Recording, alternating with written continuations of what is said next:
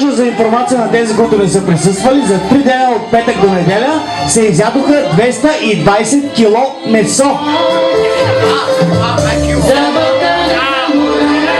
Като имаше 4 работещи барбекюта и ракията беше от кого? Шуменския Бат Васко, шуменския Бат Васко.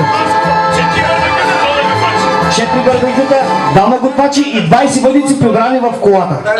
Така, сега, стойте малко, защото припиваме подсети за една песен, която е за старите членове от УСА. За старите? За членове от УСА химна.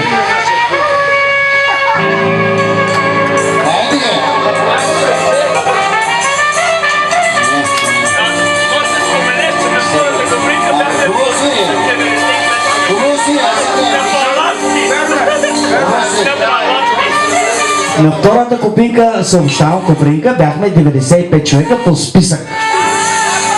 На палатки. И отсреща и две жигули правиха дрифт. Само да кажа, на плажа отсреща. Спомняш ли се? И Сашко Цветанов, моля за вашите аплодисменти, който си вадише неговия джип с трактора. Сашко, на здраве.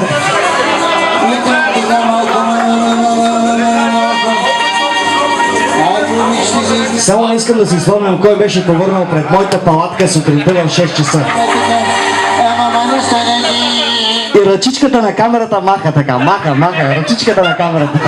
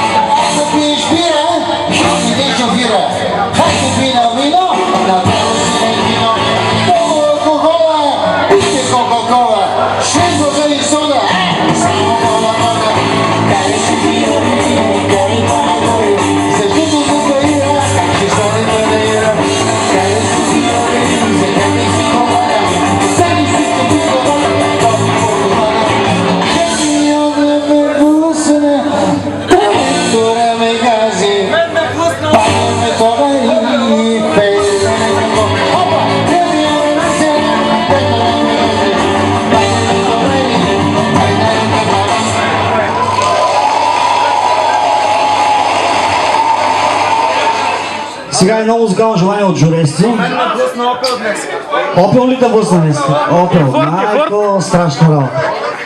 Сега едно музикално желание от журести, което е от първия национален събор в Търново, което слушахме сутринта в 4 часа пред хотела с барбекюто. Нали така? И не беше свършила водката още.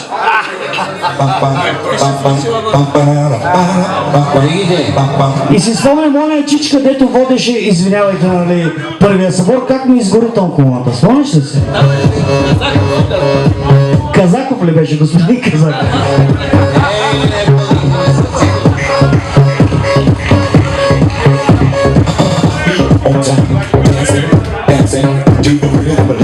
It's fine, it can get you moving,